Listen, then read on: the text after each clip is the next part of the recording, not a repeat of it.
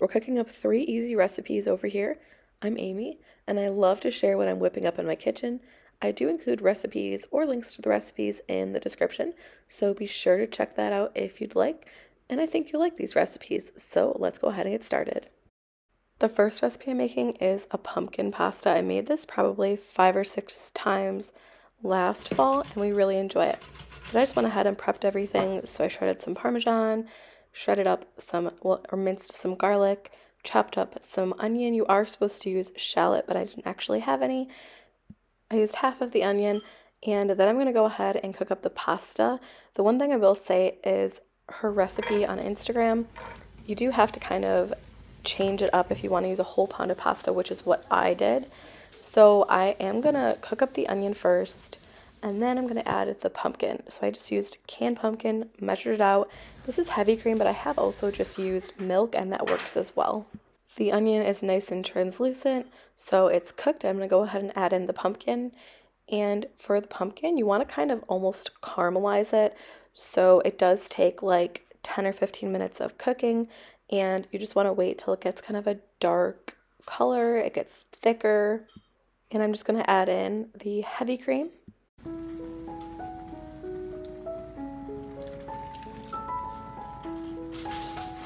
I'm going to season it with salt and pepper, and also that garlic that I minced up. I forgot to include footage of that. Throw in some Parmesan and give it a really good stir, and then I'm just going to drop in that pasta.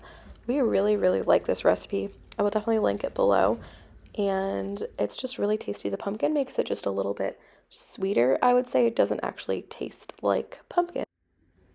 Next, I'm making bagel boats.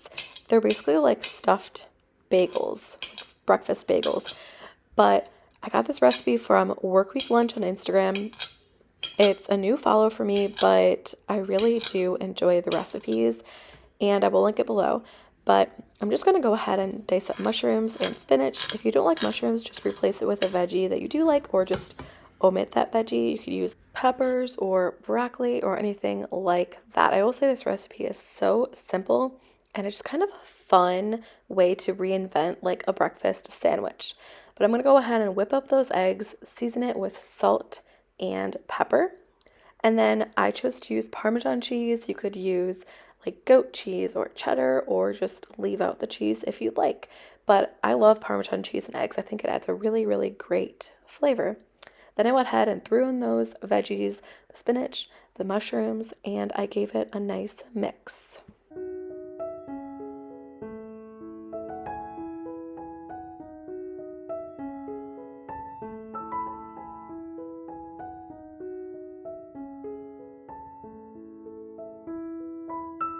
So what you want to do is kind of like hollow out the inside of the bagel. So you can see there's kind of like a ring that I've kind of pulled out the inside of the bagel. And then you're going to go ahead and put the filling inside of that. So this is like the most time consuming part, because you just have to make sure that you get it in the inside, but it still is simple. It looks really delicious at this point. And I'm just going to bake it in the oven for 15 to 20 minutes at 400. And here they are, completely done. The bottom got a tiny bit crispy, but the eggs were still very soft. It wasn't overcooked or anything. I really, really enjoyed this. I will say that it's a little bit more time consuming than just making like a breakfast sandwich, so I don't think I would make this on the regular, but it was just kind of fun to do something different. Next, I'm making chicken pot pie. This is kind of a simpler, more healthy recipe for chicken pot pie, but I am going to go ahead and roast chicken breasts. You could use like pre-cooked chicken, but I'm just going to season it with salt and garlic. And then I just baked the chicken in the oven at 450 for about 25 minutes, and I flipped it halfway through. Now I'm going to get started on prepping the veggies.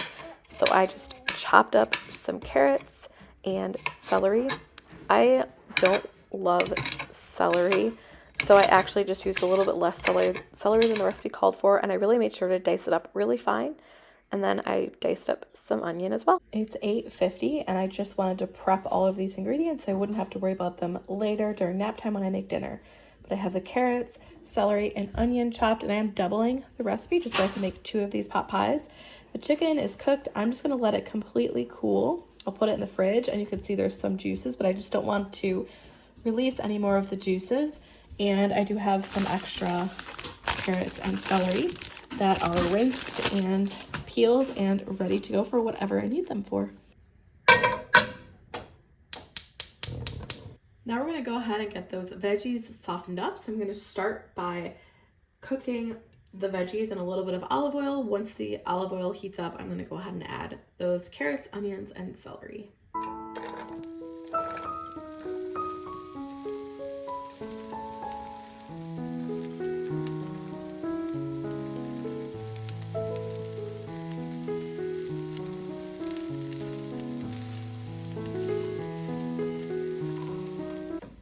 The veggies are soft. I did have to wait for the carrots to soften. It did take about 20 minutes, and the recipe said it would only take about 5 or 6 minutes. I'm not sure if it was the pan that I used. Maybe it's a little bit smaller than what she used, or if it's just that I doubled the recipe. But either way, everything is slightly softened. Obviously, the onion and celery is pretty soft.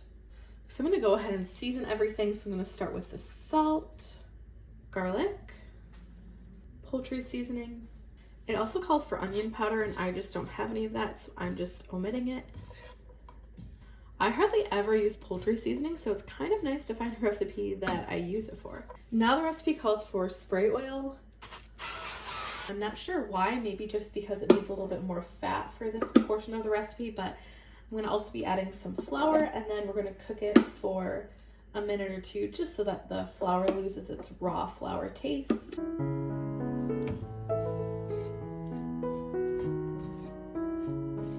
The chicken broth is going in. I'm just going to let this come to a boil, and then once it comes to a boil, cook it for 5 minutes.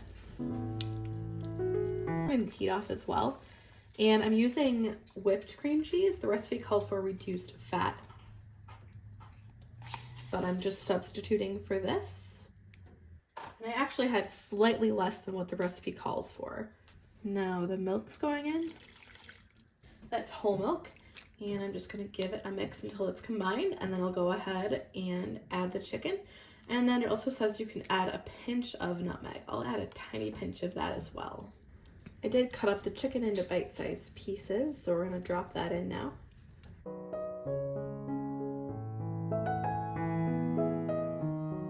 And then I'm just going to add a little bit of nutmeg. So what I'm going to do so that it thickens up a little bit more is I'm just going to stir in the chicken. I'm going to let this sit for maybe like 10 minutes or so. It is actually thickening up really nicely, especially since I added that cream cheese. But I'm just going to kind of let this all kind of meld together while I get the pans ready. Since I'm doubling the recipe, I am going to hopefully find 2 pans that I can use this in. If not, I'll just put it in one larger pan. My plan is to have this for 2 separate dinners, so 2 different pans would make it look nicer when we're actually going to eat it for dinner. I just realized I forgot to add the peas, so I'm going to add those in now. So I'm just going to split the recipe between 2 of these dishes. I'm just using like square dishes, brownie pans basically, instead of pie dishes, because I only have 1 pie dish.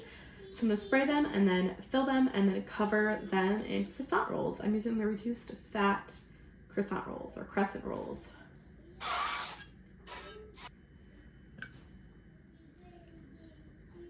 Lay this across. I'm gonna lay this across the top and just try and stretch it a little bit so that it covers everything.